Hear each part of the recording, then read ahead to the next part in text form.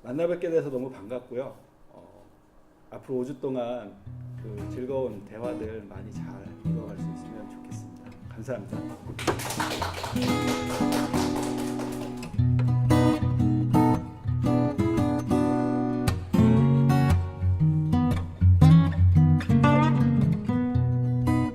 사실 20세기는 인간에게 가장 커다란 진보를 약속한 세기이면서 동시에 그 진보가 좌절된 세기죠. 그래서 데카르트가 근대 철학을 시작하고 난 이후에 인간은 끊임없이 진보를 향해 달려오다가 그 진보가 벽에 부딪히게 된, 그래서 과연 인간이 그동안 꿈꿔왔던 그런 유토피아와 같은 진보를 만들어낼 수 있을까? 그거에 대한 고민이 20세기에 가장 커다란 인류의 고민으로 대두되게 됐죠. 그 가장 커다란 이유가 바로 세계 1차 대전과 세계 2차 대전을 경험하면서입니다. 그 이전까지는 인간은 과학의 기술의 진보로 스스로 유토피아를 만들어낼 수 있을 거라고 생각하고 달려왔죠. 그래서 과학혁명이 만들어지게 되고 산업혁명 이후에 인간이 굉장히 많은 진보들 이뤄내면서 가능할 것 같다. 그런 얘기들을 과학에서도 했고 철학에서도 많이 얘기를 했습니다.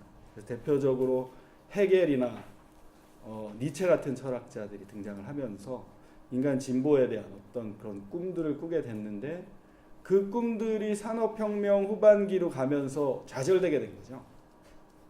인간이 엄청난 노동력을 향상시키면서 만들어 온 여러 가지 많은 산업 구조들이 결국 인간 노동 소외라는 커다란 문제를 만들어내면서 점차로 과연 유토피아가 가능할까 이런 고민들을 하다가 그런 고민들이 완전히 폭발해서 좌절하게 만든 사건이 사실 세계 1차 대전과 2차 대전입니다. 엄청나게 많은 사람들이 짧은 기간 안에 죽임을 당한 거죠. 그러면서 철학에서는 인간의 의미에 대해서 이제 새롭게 묻기 시작하죠. 과연 인간이란 어떤 존재일까? 과연 인간이 스스로 진보한다고 생각하고 말할 수 있는 그런 존재일까? 아니면 정말로 파멸로 끌고 가는 괴물과 같은 그런 존재일까? 그런 거에 대해서 아주 심각하게 고민을 하면서 공포 가운데 살아가고 있습니다. 특히 2차 대전이 지난 다음에 핵무기가 사용되고 난 다음에 인류에게는 엄청난 공포가 있죠. 어쩌면 그 어느 누군가가 마음 잘못 먹어서 버튼 한 번만 누르면 우리 모두가 사라져 버릴지도 모를 것 같다. 그런 공포 가운데서 살아가고 있습니다. 그러면서 한편으로는 인간이 굉장히 뻔뻔한 인간이 되죠. 우리 소위 말하는 얼굴에 철판 깔고 사는. 그래서 그냥 어떤 나 위주의 내가 잘 살고 혹은 뭐 조금 확대하면 내 가족이 잘 사는 정도의 의미로만. 그래서 과거처럼 공동체를 통해서 우리가 뭔가 아름다운 것들을 만들어 보겠다는 그런 의미보다는 뻔뻔하게 굉장히 물질적인 가치에 치중하면서 살아가고 있습니다. 그래서 이런 여러 가지 것들을 다 종합해 보면 20세기에 인간이 직면하게 되는 가장 큰 문제는 악의 문제라고 생각할 수 있을 것 같습니다. 전통적으로 20세기 2차 대전이 일어나기 이전까지는 기독교 신학에서는 악의 문제를 굉장히 단순하게 설명을 했습니다. 그래서 악이 과연 악의 문제는 하나님의 선의 문제하고 굉장히 직접적으로 연결이 되어 있거든요. 선하신 하나님이 이 세계를 선한 의도로 창조하셨습니다. 그런데 이 세계에 왜 악이 존재할까? 이런 질문들을 기독교 신학에서는 신학 초기부터 꾸준히 해왔죠. 그래서 가장 보편적인 20세기에 이런 엄청난 경험을 하기 이전까지 기독교 신학에서는 악을 실제하는 거라고 보지 않았습니다. 악을 실제하는 거라고 보지 않고 악을 선의 부재라고 생각했습니다. 선의 부재라고 말한 가장 대표적인 신학자가 아우구스티누스입니다.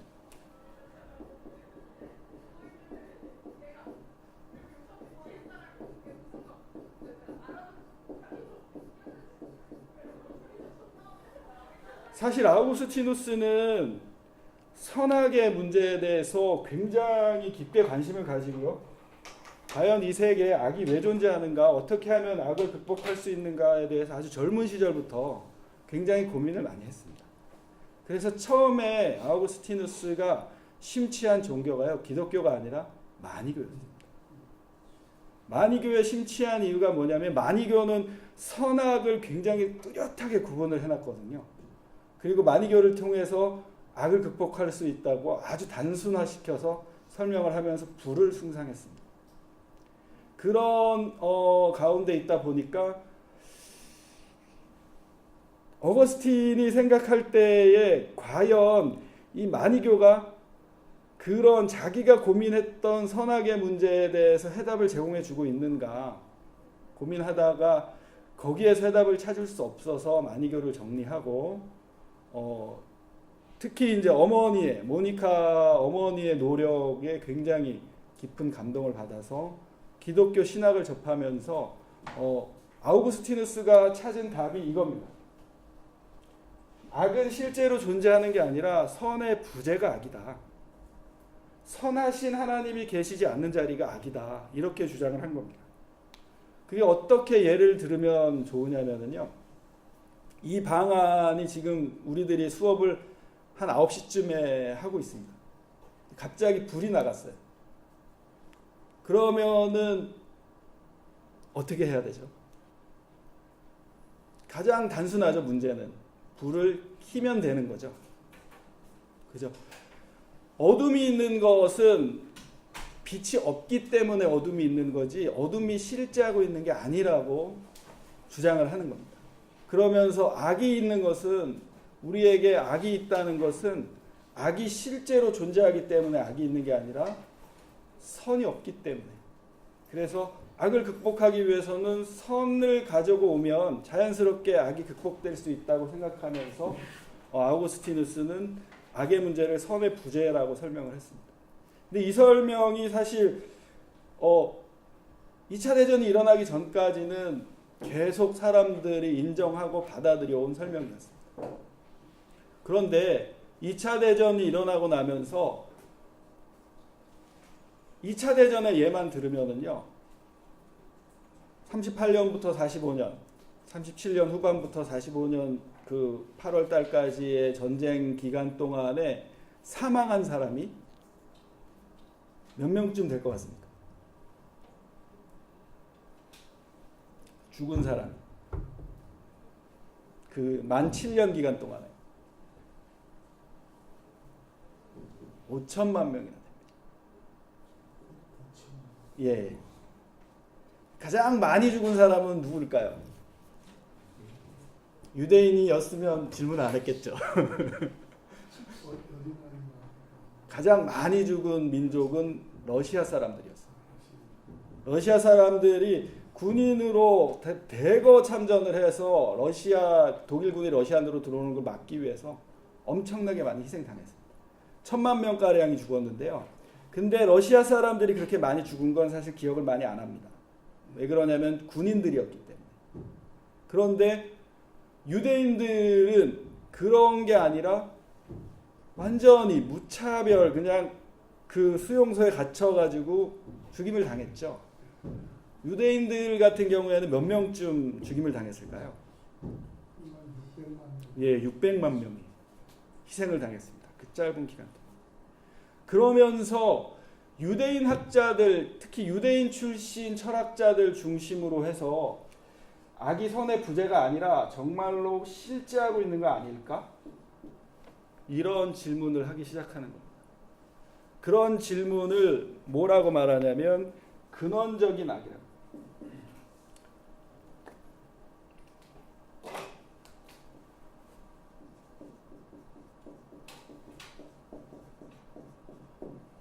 영어로는 radical evil이라고 그러는데요.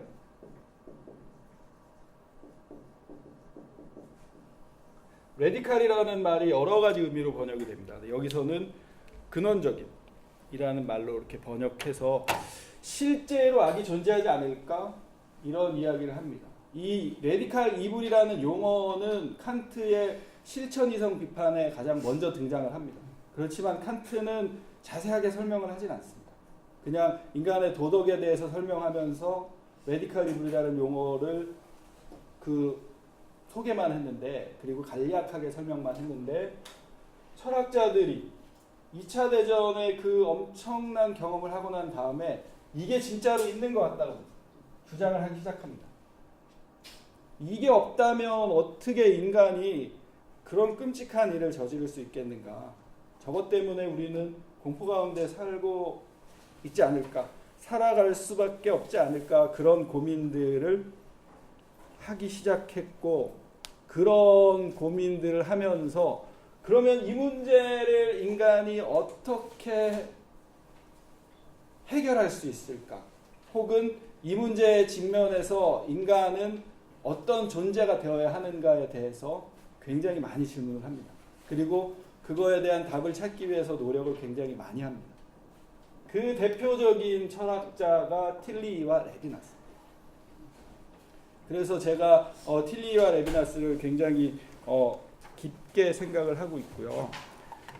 오늘 우리가 틸리와 레비나스를 이야기하기 전에 저 문제, 레디컬 이블의 문제를 생각한 또 다른 철학자가 한 사람 더 있습니다. 그분도 유대인 출신의 철학자인데요. 한나 아렌트. 이 한나 아렌트가 근원적인 악의 문제, 레디컬 이블의 문제를 천착하면서 했던 작업이 뭐냐면, 아이만이라는 사람의 재판 과정을 직접 촬영을 한 겁니다.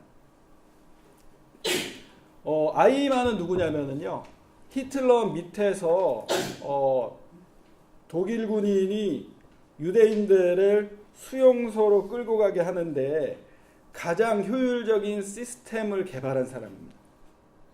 그래서 기차 안에 가스실은 어디에다 두면 되고, 그 수용소에 도착했을 때 누구는 어떻게 가고 이런 수송 시스템을 정말로 천재적으로 효율적으로 그렇게 해서 600만 명이 되는 사람을 희생하게 만든 주역입니다. 근데 이 아이만이 2차 대전이 끝나고 난 다음에 아르헨티나로 도망을 쳤습니다. 아르헨티나로 도망을 치고 나서 1961년에 인터폴에 의해서 잡힙니다. 그리고 이스라엘로 호송돼 가서 이스라엘에서 재판이 열리죠. 이 재판 과정을 전 세계 사람들이 다 지켜보려고 이제 전 세계 사람들에게 주목을 받았겠죠. 그래서 전 세계 많은 기자들이 이스라엘로 모여서 그 과정을 취재를 합니다. 이때에 한나 아렌트는 원래 유대인이었고요. 2차 대전 기간에 미국으로 망명해서 미국에서 정치 철학을 하던 굉장히 당시에 그 시대에 가장 중요한 철학자 중에 한 사람이었습니다. 뉴요커에서 광고를 냅니다. 어떤 광고를 내냐면, 이스라엘로 가서 리포터 할 사람을 찾는다. 이때 한나 아렌트가 지원을 합니다. 그러니까 뉴요커에서는 너무 좋았겠죠. 이렇게 유명한 사람이 가서 해주면 얼마나 좋겠나 그러고 한나 아렌트를 보냅니다. 한나 아렌트를 보냈는데 한나 아렌트가 정말로 황당한 리포트를 하는 거예요. 우리는 보통 생각하면 이 아이만 같은 사람은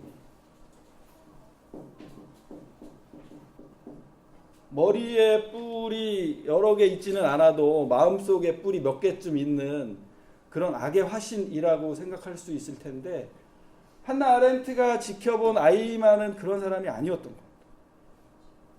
평범한, 굉장히 평범한 그런 사람이었기 때문에 한나 아렌트가 재판 과정을 쭉 지켜보면서 악의 평범성이라는 용어를 만들어냅니다. 영어로는 버넬러티 오브 이블이라고 그러는데요. 겁니다.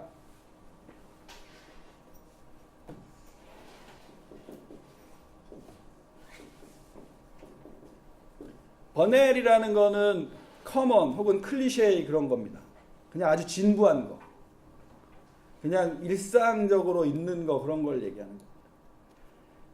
아이만의 재판 과정을 보면서 버넬러티 오브 이블이라는 단어를 만들어내면서 악이 어떤 특별한 악의 화신으로 인간이 존재하는 게 아니라 역사 가운데에서 어떤 거대한 악의 흐름이 생기게 되면 인간은 누구나가 다 쉽게 악의 도구로 사용될 수 있다.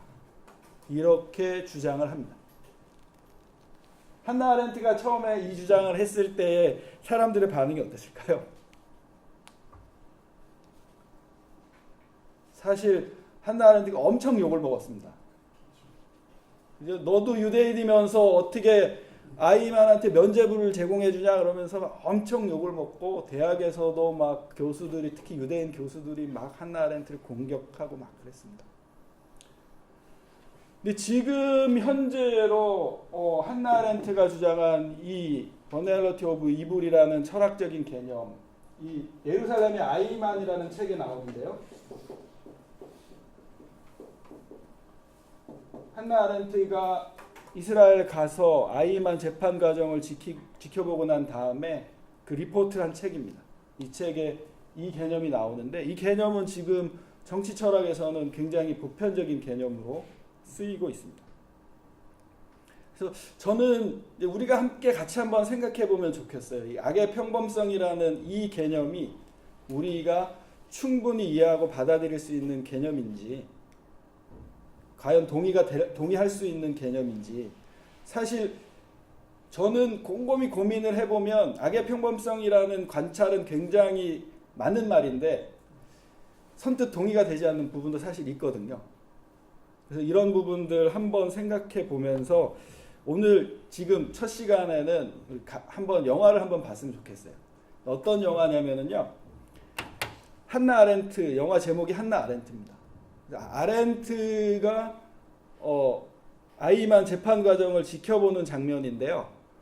영화 속의 재판 과정은 아이만 재판 과정을 실제로 갖다 놨습니다. 그래서 굉장히 볼만합니다. 그래서 한번 보시면서 그냥 보시지 마시고 한나 아렌트의 이 악의 평범성이라는 개념에 대해서 생각하시면서 아이만의 죄가 도대체 뭘까? 사실 한나 아렌트는 아이만이 무죄라고 주장한 게 아니거든요. 아이만에게 굉장히 더 큰 죄가 있다.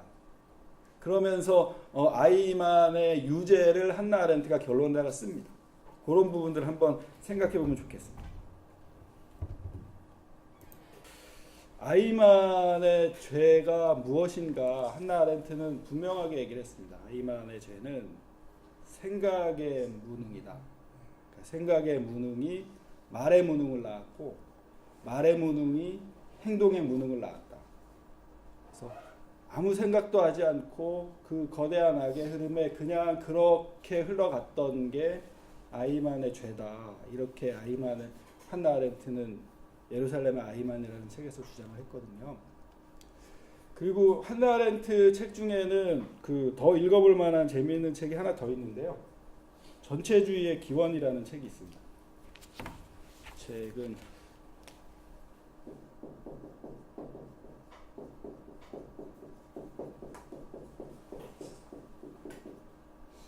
왜 유독 유대인만 그렇게 희생을 당했을까에 대해서 한나 아렌트가 굉장히 깊은 질문을 하면서요, 전체주의를 인류가 만들게 된 배경, 그 가운데 유대인이 희생양이 돼서 희생당하게 된 배경, 그런 거에 대해서 굉장히 재미있게 잘 묘사되어 있습니다.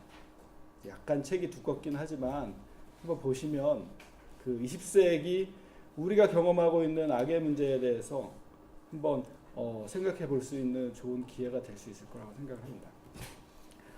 자, 이런 우리가 가지고 있는 이 거대한 악의 문제에 대해서 사실 제가 기억하기로, 제가 정말 좋아하기 때문에 틸리와 레비나스만큼 이 부분에 대해서 고민하고 또 이 부분에 대해서 씨름하고 이거를 어떻게 하면 우리가 적절한 답을 만들어갈 수 있을까에 대해서 생각한 사람들은 많지 않은 것 같습니다. 제 책 사파에 있는 그림인데요. 누가 틸리이고 누가 레비나스일까요?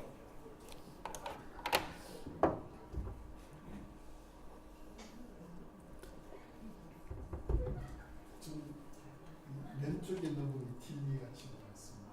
예, 이쪽 계신 분, 안경 쓰신 분이 틸리이고요. 이쪽이 레비나스입니다. 그래서 제가 그 사파 그리는 저희 후배 그 작가가 있어서 좀 그 책에 넣게 좀 그려달라 그랬거든요. 그래서 이렇게 대화하는 모습으로 굉장히 잘 그려놨는데, 이 두 사람은 사실 그 서로 직접 만난 적은 한 번도 없습니다. 그래서 이 두 사람이 어떤 대화를 만들어내서 대화한 적은 한 번도 없는데, 제가 이제 두 사람의 철학들 그런 것들을 읽어가면서 한번 대화를 한번 시도해 본 겁니다. 왜냐하면 이 두 사람이 가지고 있는 악의 문제에 대한 공통점이 있고요.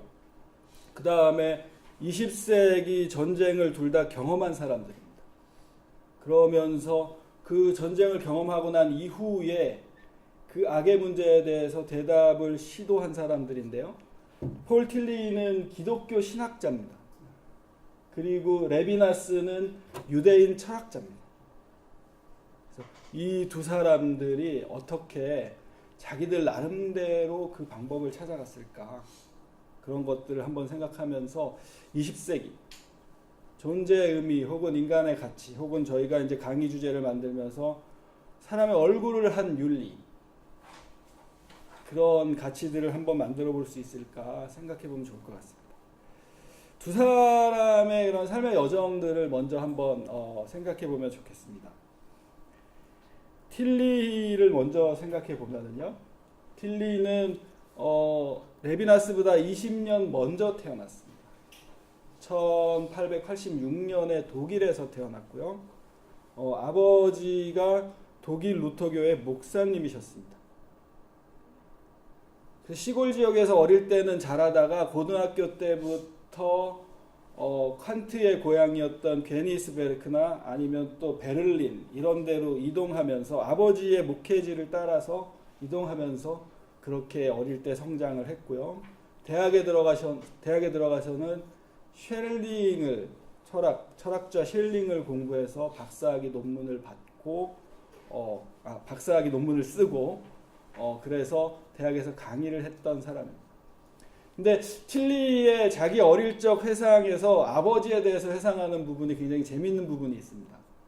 아버지가 까라마조프가의 형제들의 소설에 나오는 대신문관 같았다, 이렇게 얘기를 합니다. 저는 혹시 여러분들 중에는 그 대신문관의 느낌이 어떤 걸지 잘 모르실 것 같은데 저는 생생해요. 왜냐하면 제 아버지가 목사님이시거든요. 대신문가는 어떤 사람이냐면은 중세 까라마조프가의 형제에 나오는 대신문가는 중세 시대에 그 교회의 권위가 완전히 극에 달했을 때에 스페인의 어떤 한 마을에 예수께서 찾아오십니다. 그래서 문제를 해결하고자 예수께서 찾아오시는데 이 대신문관이 예수를 화형에 처해버립니다. 너는 문제를 해결하는 데 전혀 도움이 안 된다. 그 엄격한 종교적인 규율만 강조하는 그런 사람들을 보통 이제 대신문관이라 그러거든요. 제가 어릴 때 정말로 그랬어요. 저희 아버지 정말 무서웠습니다. 굉장히 엄격하신 그런 목회자셨거든요. 저는 저희 아버지를 성인이 돼서야 이해를 할 수 있었습니다. 어쩌면 틸리도 그런 아버지로부터 받은 엄격함 그런 것들이 살아가면서 몸에 배었을 것 같아요. 그래서 틸리가 목회자가 됩니다. 처음에는 신학자, 철학자가 되기 이전에 목회자가 돼서 1914년에 1차 대전이 일어납니다. 1차 대전이 일어났을 때에 틸리가 군종병으로 전쟁에 참전을 합니다. 그리고 18년까지 세계 1차 대전을 몸소 경험을 합니다. 그리고 난 다음에 다시 대학으로 돌아와서 박사학위 논문 이미 마쳤고 대학으로 돌아와서 1932년도까지 뭐 드레스덴 대학이나 또 다른 대학인데 제가 이름을 까먹었습니다.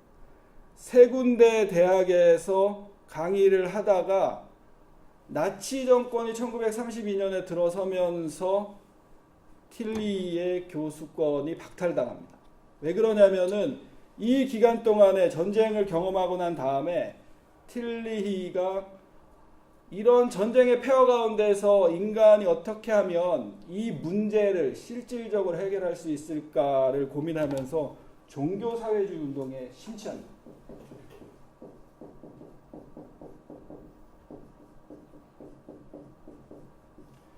사실 종교사회주의 운동은 20세기 초반에 유럽 사회를 휩쓸었던 공산주의 운동과 밀접하게 연결이 되어 있습니다. 그래서 많은 기독교인들이 공산주의가 예수 그리스도의 가르침을 더 철저하게 잘 가르친다고 생각을 했죠. 그래서 틸리도 그랬고 바르트도 그랬습니다. 그리고 유명한 윤리학자였던 본헤퍼 같은 사람도 처음에 종교사회주의에 굉장히 심취했었습니다. 미국으로 건너가서는 이게 어떤 운동이 된 거냐면은 사회주의 복음 운동.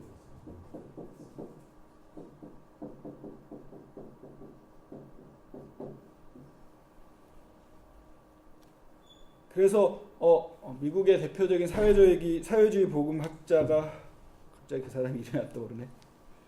혹시 누군지 아시나요? 정전도사님 혹시 아시나요? 라우센 부시. 월터 라우센 부시. 그 사람이 대표해서 미국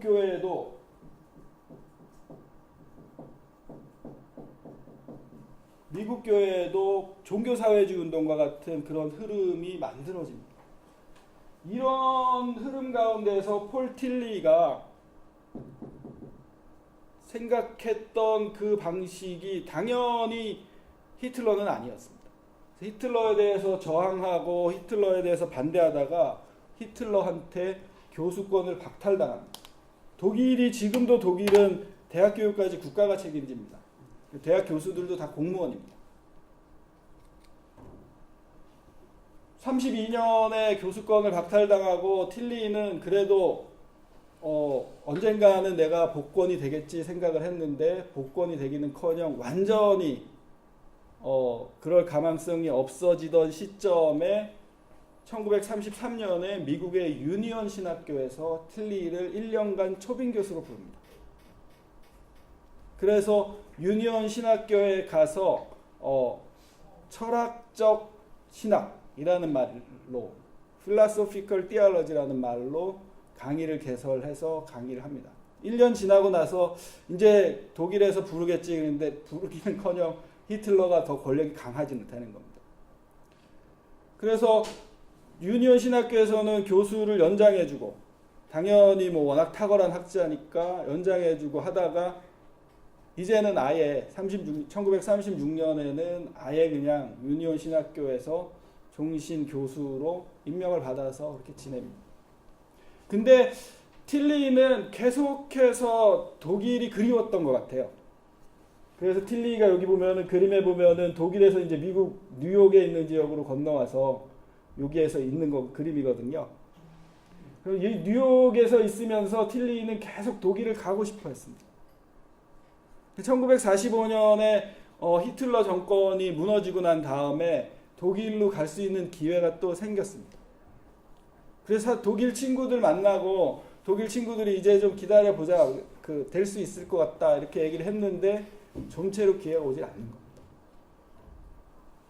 그래서 어쩔 수 없이 틸리는 그냥 미국에 계속 남게 되고 1955년도인가에 유니온을 은퇴하고 나서 하버드에서 초청해 갑니다. 그래서 하버드에서 5년 정도 강의를 하고 난 다음에 이번에는 시카고에서 초청을 합니다. 그래서 시카고 대학에서 초청을 해서 교수로 계시다가 시카고 대학에서 1962년도에 삶을 마감하십니다. 갑자기 심장마비가 와서 돌아가십니다. 이렇게 왔다 갔다 하는 이 과정에서 틸리가 고민했던 가장 커다란 고민은 아렌트가 혹은 다른 20세기의 사람들이 고민했던 그 악의 문제, 그 다음에 인간의 전 존재가 없어질지도 모른다는 그런 고민이었습니다. 그리고 그 부분에 대해서 어떻게 신학이 대답을 할 수 있을까, 그런 고민을 틸리가 계속해서 했던 겁니다. 한편 레비나스는 리투아니아에서 태어났습니다. 20년 후에 2006년에 죄송합니다. 1906년에 20년 후에 리투아니아에서 태어났고요. 리투아니아는 당시에 러시아의 식민지였습니다.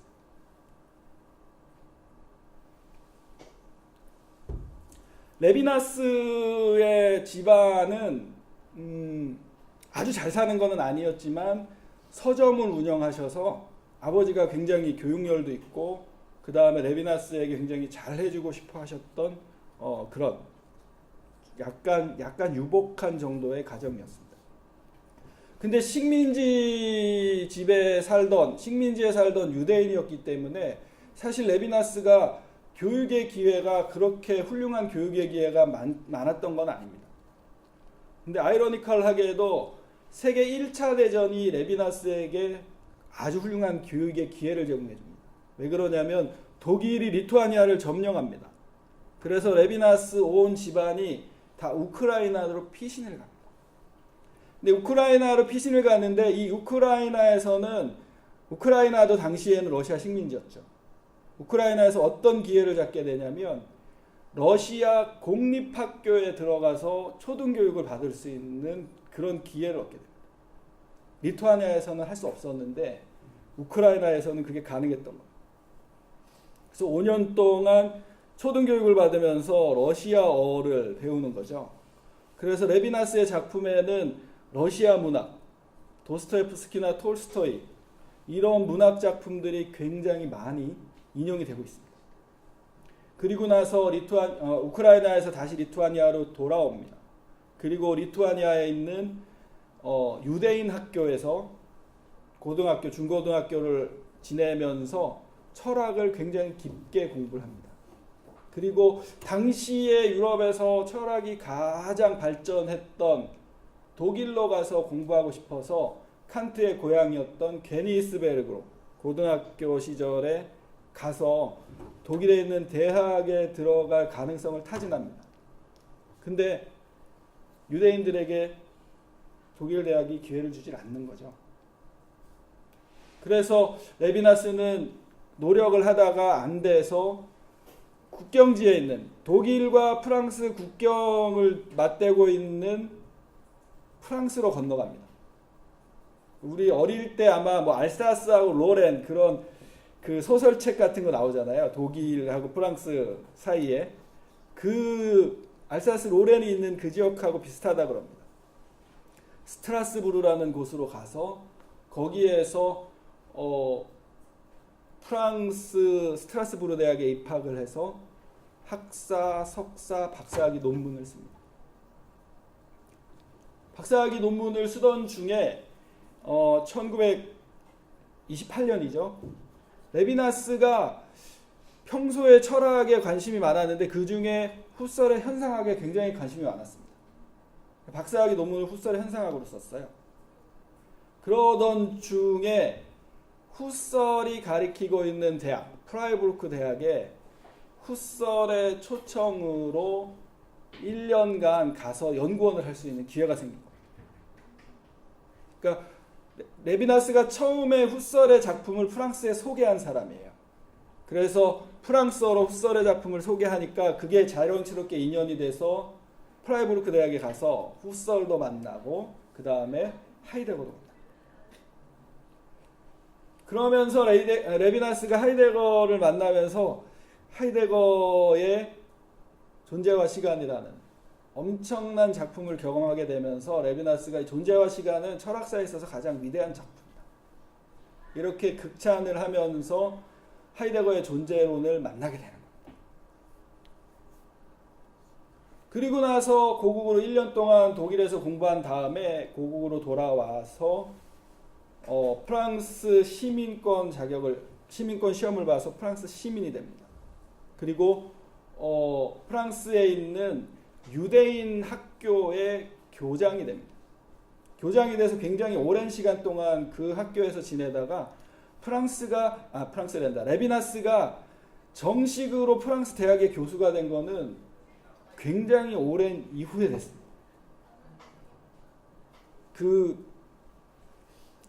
유대인 학교에서 20년 이상을 가르치다가 프랑스 철학자들하고 계속 교류하던 중에 장 발이라는 철학자가 있는데요. 이 철학자하고 만나면서 레비나스의 생각들을 장발과 교류하는 가운데 레비나스의 생각이 워낙 탁월한 게 있으니까 장발이 레비나스에게 논문을, 이제 우리나라는 박사학위 논문이 교수를 할 수 있는 그런 자격이 주어지는데 미국은 아니고요. 독일이나 프랑스는 박사학위 논문도 따로 있고 교수 자격이 주어지는 논문이 또 따로 있습니다. 그래서 교수 자격이 주어지는 논문을 제출을 해서 드디어 레비나스가 나이 60이 거의 다 돼서 소르본느 대학의 교수가 됩니다. 그 작품이 뭐냐면 전체성과 무한이랍니다.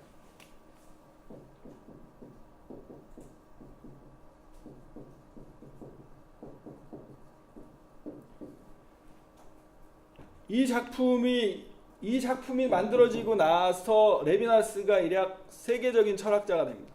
그리고 레비나스가 가장 친했던 친구 중에 한 사람이 누가 있냐면 데리다가 있는데요.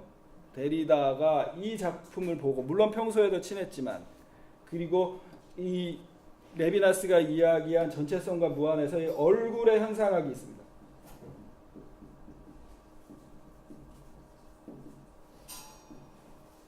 이 아이디어를 가지고 자기가 포스트 모던 철학을 시작할 수 있었다고 데리다의 작품에서 그렇게 이야기를 합니다.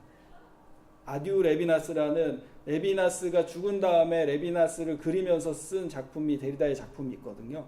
거기에서 내가 이 이야기를 들었을 때 비로소 철학을, 소위 말해서 포스트 구조주의 혹은 해체주의라 그러죠.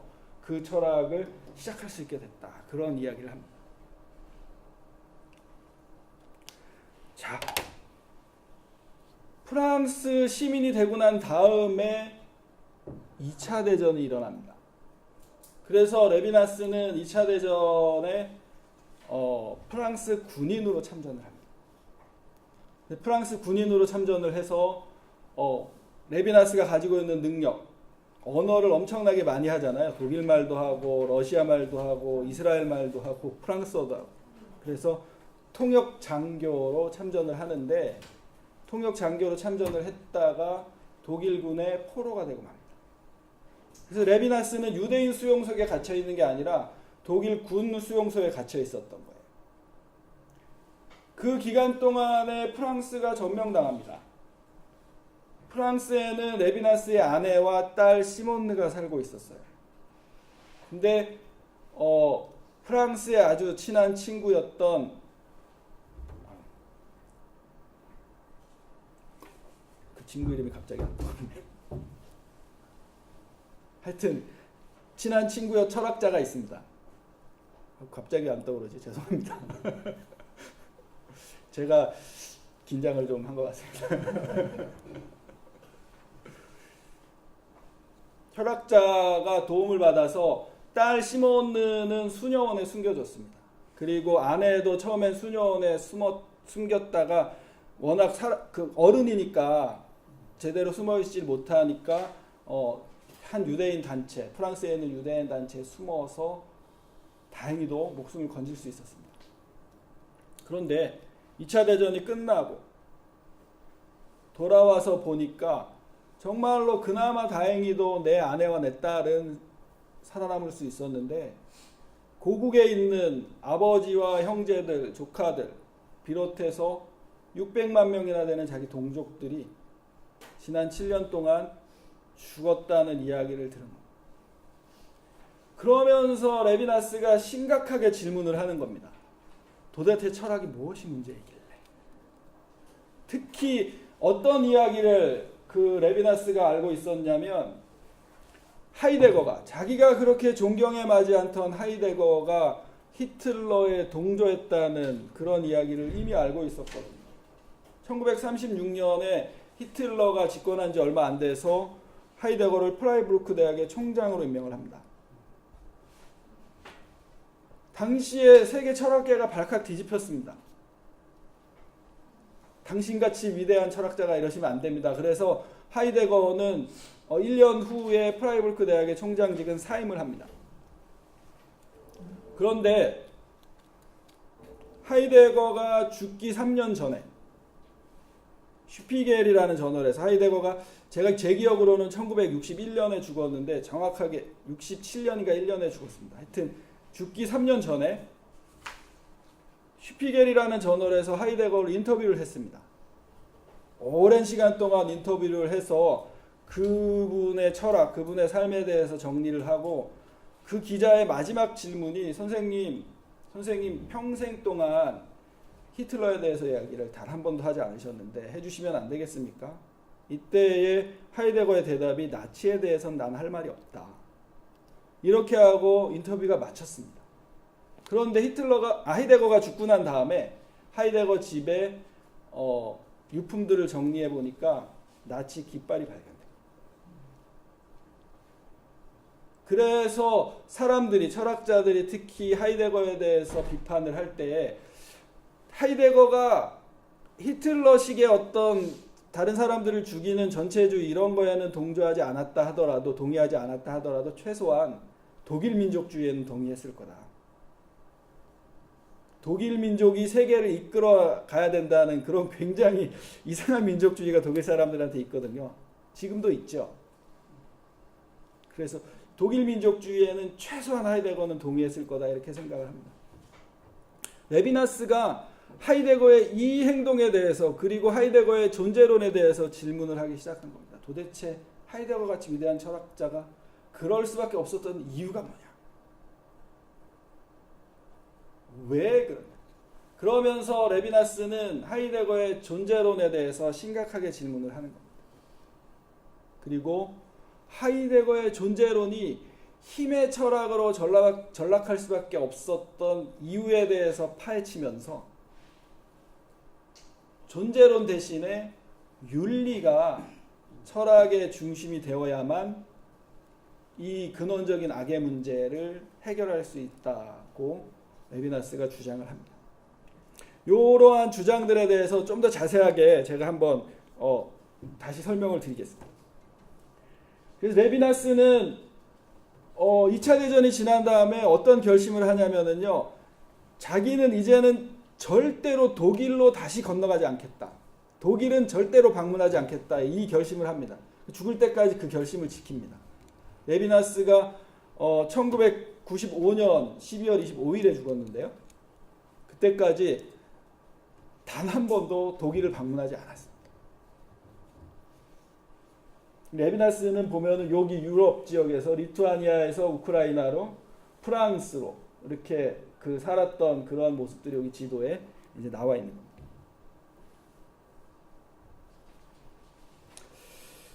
틸리의 윤리와 레비나스의 윤리에 대해서 간략하게만 오늘은 설명을 드릴 겁니다. 왜냐하면 다 설명드리면 다음에 강의할 내용이 없으니까. 설명드리기 전에 먼저 잠깐 혹시 뭐 질문 같은 거 있으면 질문하셔도 좋겠습니다.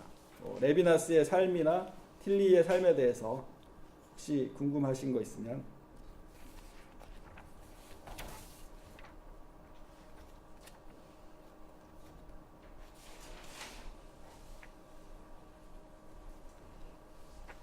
궁금하신 거 없으신가요? 제가 아까 기억하지 못했던 철학자 이름이 블랑쇼입니다.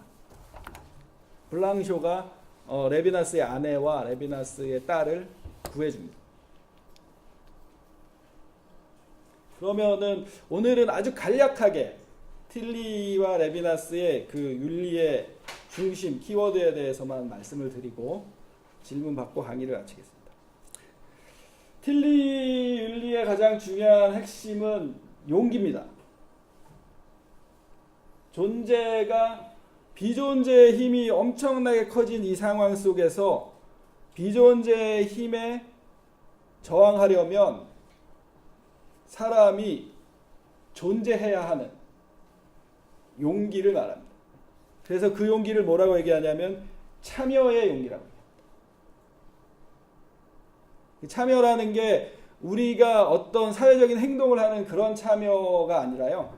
뭐냐면 여기 써 있죠. become a part입니다. 한 부분이 되고자 하는 용기. 이 용기에 대해서 잠깐만 설명을 드리겠습니다.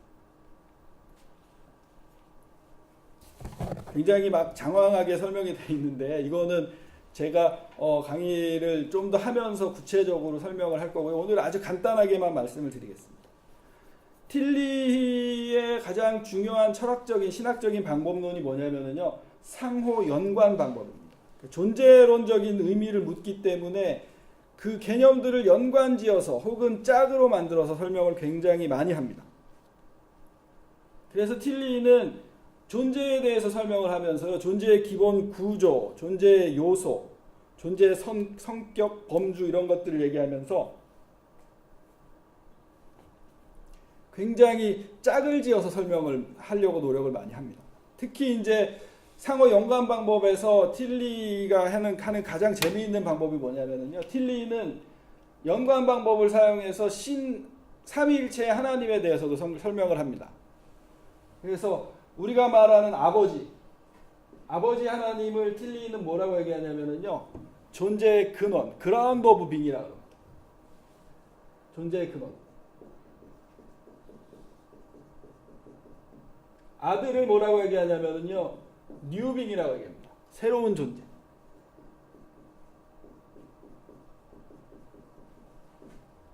그 다음에 성령은 구체적으로 용어를 만들진 않았는데요. 성령은 존재가 존재하게 하는 힘을 성령이라고 얘기했습니다.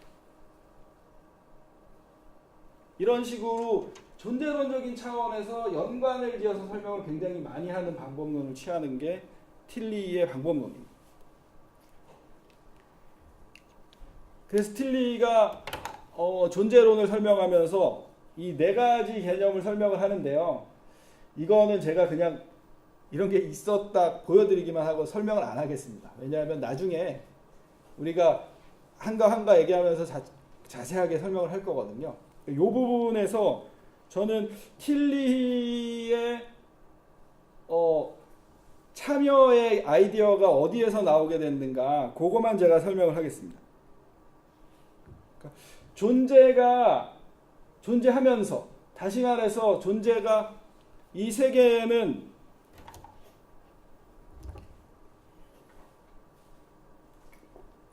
이 세계가 존재하게 하는 데에는 세 가지 근원이 있다고 틸리는 설명을 합니다. 그 세 가지 근원이 뭐냐면 사랑과 힘과 정의라고 얘기를 합니다. 그 중에서 가장 중요한 요소가 힘입니다. 여기서 힘이라는 거는요, 우리가 얘기하는 파워를 말하는 게 아니고요.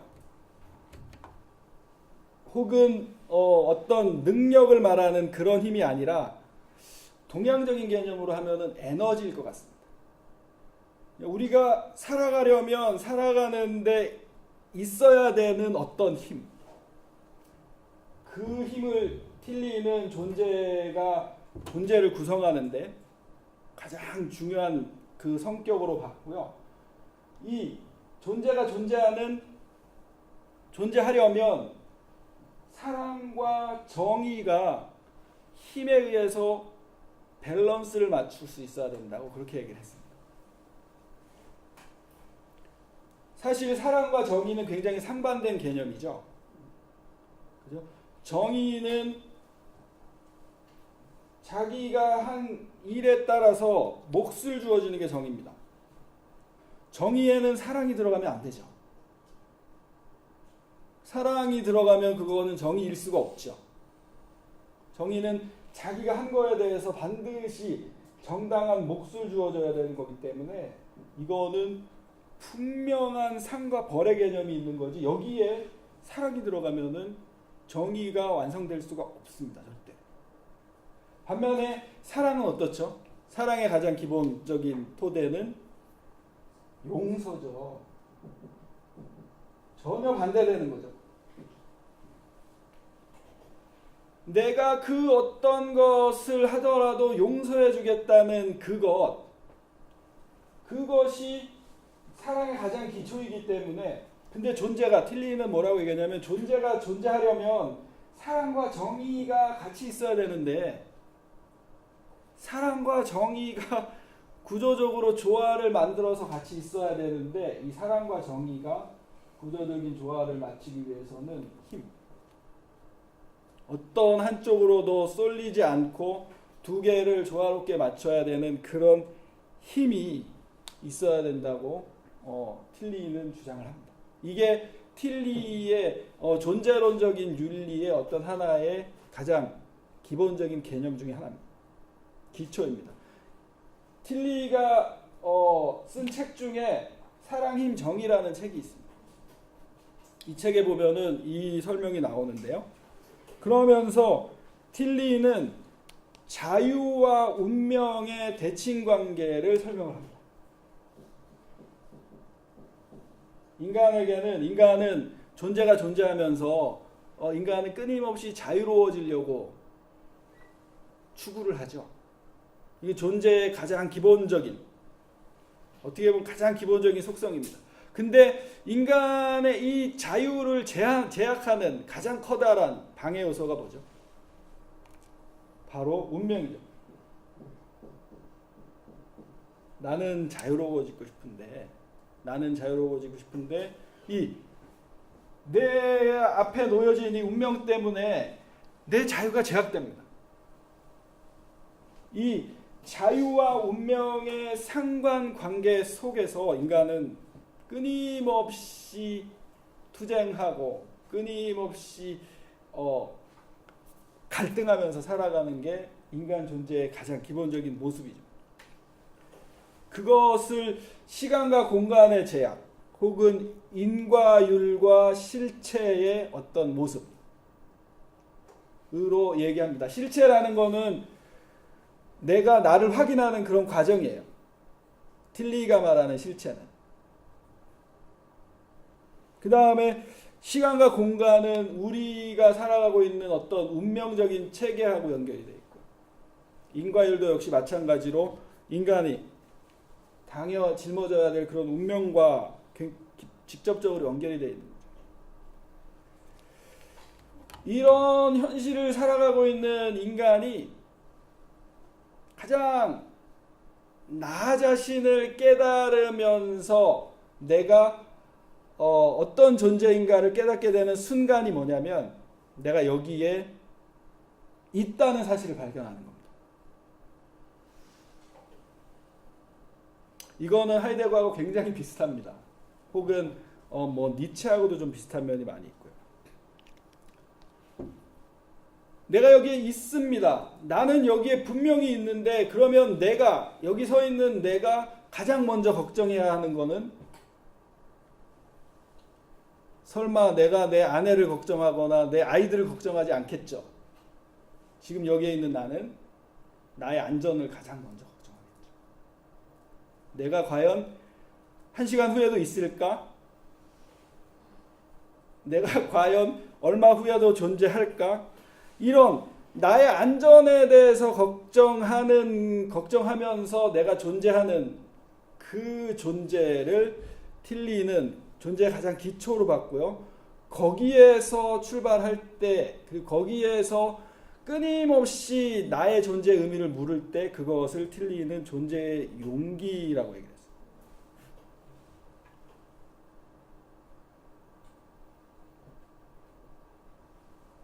다시 한번 말씀드리면 이런 겁니다. 나는 여기 있어요. 그러면서 나의 안전을 걱정하면서 끊임없이 나의 존재를 걱정하면서 살아가요. 그 상황 자체를 틸리는 존재의 용기라고 했습니다. 왜 그러냐면 그 상황 자체가 나의 안전에 대해서 걱정하면서 내가 과연 몇 분 후에도 있을까 없을까를 걱정하면서 내가 존재하는 그 속에서 틸리가 발견한 건 뭐냐면 존재와 비존재의 갈등 속에서 비존재의 힘에 저항하고 있는 나를 발견하는 거예요. 끊임없이 나는 나를 걱정하면서 비존재의 힘에 계속해서 저항해 가고 있는 거죠. 우리가 살아가는 삶의 순간순간은 계속해서 저항하고 그러면서 나는 끊임없이 그래도 살아야지. 그래도 있어야지. 그게 틸리가 말한 용기라는 겁니다. 참여라는 거는 어떤 틸리가 말한 참여는 부분이 되는 겁니다. 그런 의미에서. 우리가 이제 뭐 사회적으로 참여라고 말할 때 그 참여는 뭐 저항하거나 혹은 뭐 사회적인 운동을 하는 걸 보통 참여라고 얘기하잖아요. 근데 그게 아니라 틸리의 참여는 내가 사라지지 않기 위해서 꾹 참고 있는 거예요. 그게 존재의 용기입니다. 사람들은 틸리의 이 생각을 비판을 이런 식으로 할 수 있죠. 너 그렇게 부분이 되고자 하는 거를 용기라고 말한다면 이 부분이 되는 거는 어떤 거대한 보호막 아래 있으려고 하는 거 아니냐. 근데 그게 어떻게 용기가 될 수 있냐. 이렇게 사람들이 비판을 많이 하는데 틸리는 보호 아래 있으려고 하는 그 욕망이 그 욕망 자체가 비존재의 힘에 나를 저항할 수 있게 만드는 계속 끊임없이 내가 있을 수 있게 서 있을 수 있게 하는 기초가 될 수 있기 때문에 물론 보호 아래 있으려고 하는 욕망 자체가 용기는 아니지만 그러한 욕망이 있다는 사실을 인정하고 끊임없이 나를 사라지지 않게 만들려고 하는 게 용기라고 틸리는 주장을 합니다. 그러면서 그 속에서 나를 확인하는 거죠. 내가 살아있구나. 오늘도 살았구나. 이 경쟁 사회에서 오늘도 살아가고 있구나. 그 가운데에서 개인은 개인의 가치를 발견하고요. 그 가운데에서 내 옆에 누군가가 있구나라는 사실까지 발견한다고 틸리는 얘기합니다. 그래서 공동체까지 발견하게 된. 그러면서 비로소 존재의 용기가 존재에게 삶의 역동성을 가져다 줍니다. 그 역동성은 이제 나중에 제가 자세하게 설명을 할 건데요. 자기 초월과 자기 창조와 자기 통합의 역동성으로 발전되는데요. 자기 초월은 종교를 만들어내는 힘이 되고 자기 창조는 문화를 만들어내는 힘이 되고 자기 통합은 윤리를 만들어내는 힘이 됩니다. 그러면서 틸리는 도덕성과 도덕주의를 구분해서 설명을 합니다. 도덕성이라는 것은 존재의 용기를 바탕으로 내가 자기를 통합하고 자기를 초월하고 창조하면서 살아가고자 하는 거고요. 도덕주의는 너 요거 지켜 그럼 내가 너 보호해 줄게. 그거만 해. 더 이상 나에 대해 저항하려고 하지 말고 거기까지만 해. 라고 말하는 겁니다. 예를 들어서 외적인 권위.